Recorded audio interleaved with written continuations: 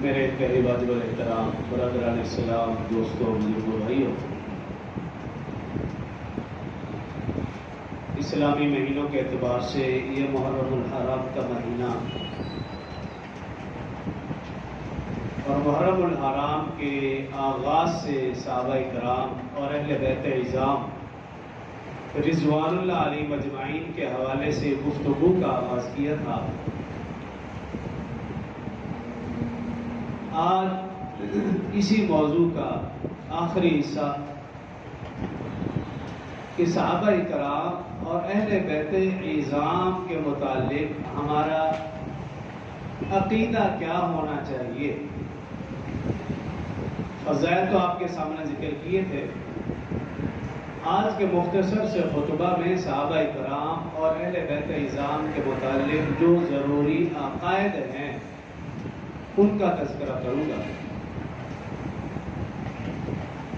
محترم سامعین، عقیدہ بنیاد ہے۔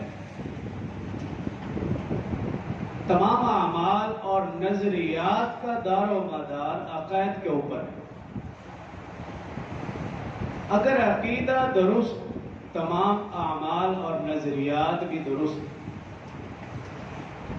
اگر خدا نخواستہ عقیدہ درست نہیں تو پھر کوئی بھی عمل اللہ کے ہاں قابل قبول نہیں۔ عقائد کا دوسرا نام ایمان ہے اور اعمال کا دوسرا نام اسلام ہے۔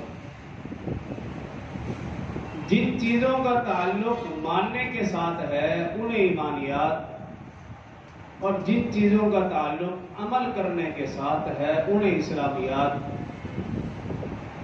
ایمانیات میں آپ سمجھیے کہ اللہ پر ایمان، فرشتوں پر ایمان، کتابوں پر ایمان، رسولوں پر ایمان، آخرت کے دن پر ایمان، مرنے کے بعد دوبارہ اٹھنے پر، اچھی بری تقدیر پر، یہ ایمانیات ہیں۔ اور اعمال کیا؟ نماز، روزہ، زکوٰۃ، حج، جتنی بھی عبادات ہیں وہ گویا اسلامیات ہیں۔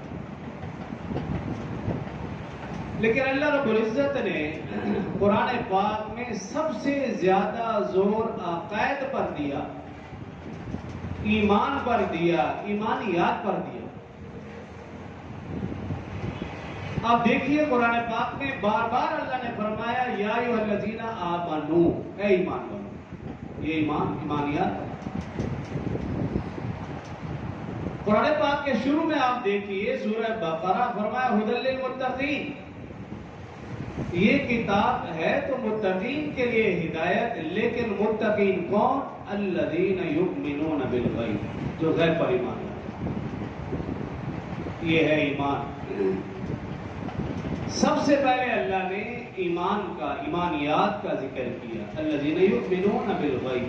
پھر آگے اسلام کا، اسلامیات کا، وَيُقِیمُونَ الصَّلَاةَ وَمِمَّا رَزَقْنَاهُمْ يُنْفِقُونَ۔ پھر اس کے بعد پھر ایمانیات کا ذکر آ گیا، وَالَّذِينَ يُؤْمِنُونَ بِمَا أُنزِلَ إِلَيْكَ وَمَا أُنزِلَ مِن قَبْلِكَ وَبِالْآخِرَةِ۔ تو عقائد بنیادی چیز ہے۔